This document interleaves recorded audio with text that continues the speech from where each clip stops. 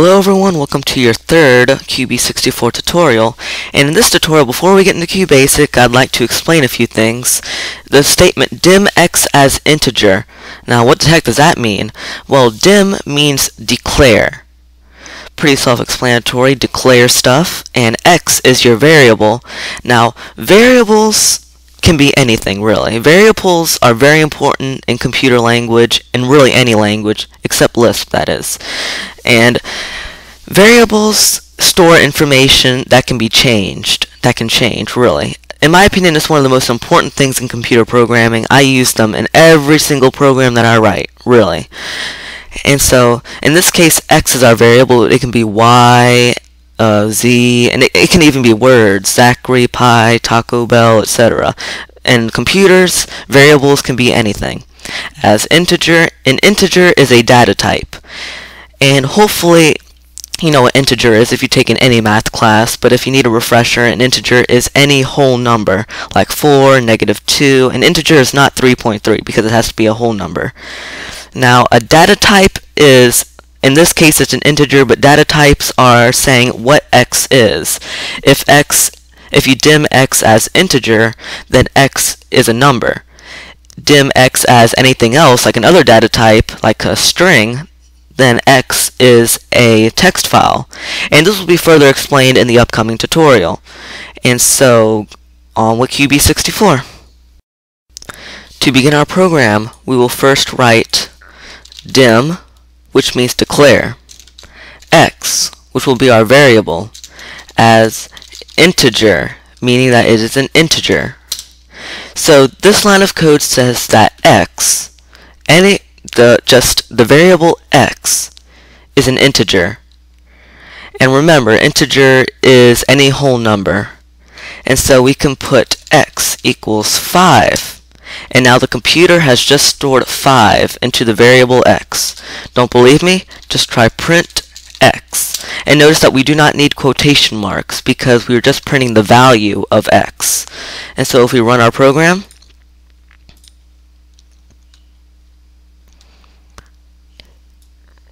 it prints out 5.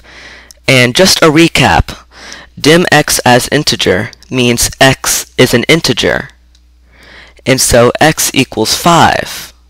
And so 5 is stored into x. So x is 5. If we print x, that's the same thing as printing 5 because x equals 5, which is the reason why when we run the program, it prints 5. Now what if we had x equals 5 plus 7? If we print x,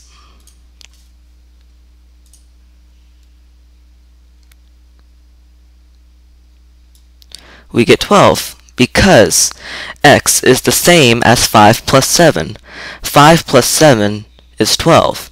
And so x equals 12. If we print x, it prints 12. Hopefully this is pretty simple. If you don't quite understand it, you can feel free to comment or message me or just rewind and watch again and experiment on your own. And so that's x as an integer. Now, what if we wanted x to equal, like, let's say, hello? What if we wanted x to equal hello? Well, the only logical thing you would imagine is to have x equal, open quotes, hello. But then we get an error message, illegal string number conversion on line 3. And the reason why that is because we declared x as an integer already. And an integer is not a text file. And so that's why it says illegal string number conversion, because you cannot convert a text file to an integer, which is why we need to use a different data type. So I'll go ahead and erase this. And so in order for this to work, we can't declare x as an integer. We have to declare it as something called a string. And what a string is a text file. Any text file is a string. For example, hello, that's a string because it is, in quotes, a text file. Zachary, that's a string because it's a text file. 4 is not a string because it is not in quotes, so it is an integer or a number. However, we put it inside quotes, it's just now a string because it's a text file. So it's all in the ways of how computers read things. Computers read things as numbers, text files, etc. And so now that we have declared x as a string and not an integer, we can now put x equals hello. And now that x equals hello, if we print x,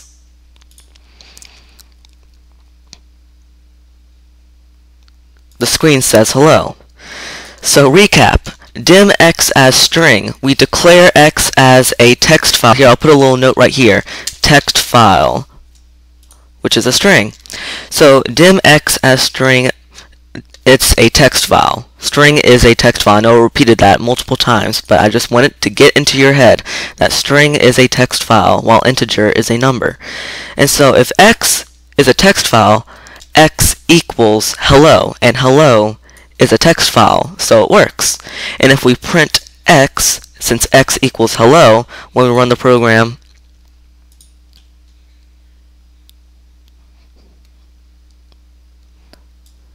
the screen says hello. Now what if we just try to put x equals 5? We get that error, illegal string number conversion on line 3. And that is because, here, I'll move this up real quick. That is because actual 5 is not a string. 5 is not a text file. But if you want to fix this, you can just put quotes around 5. And these quotes make it a text file. And so if we run our program,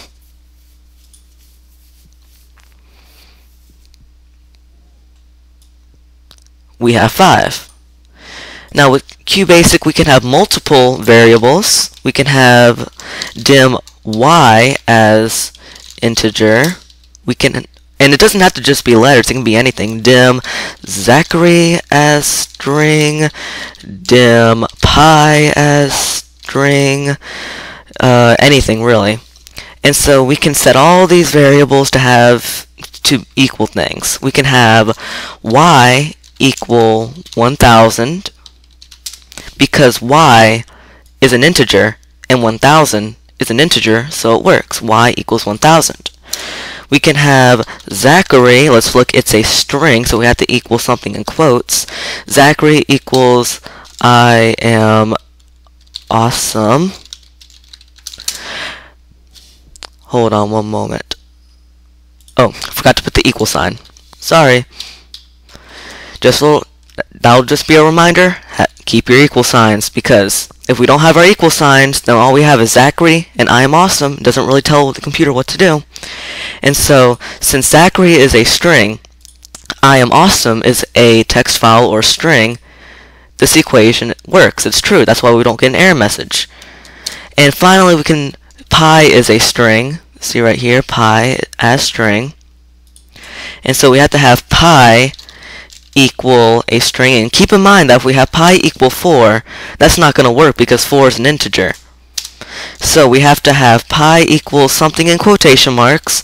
So pi equals I am, if I can type, delicious. I don't know if I spelled that correctly.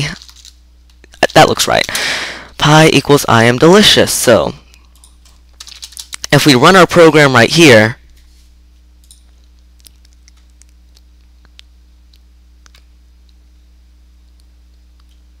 all it's going to say is 5 because we did not print out these variables. All we did was define them. All we did was put values for these variables.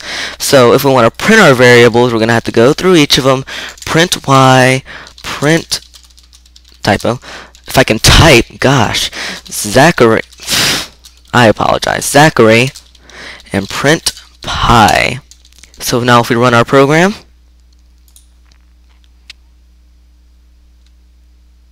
5, 1000, I am awesome, I am delicious. Okay, so that is your lesson on variables and data types. I do recommend that you practice with these. It can get quite confusing in your first time around, but I promise you that if you keep practicing, then you will become a pro at this. And so I hope you enjoyed this tutorial. Hope this benefited you in any capacity.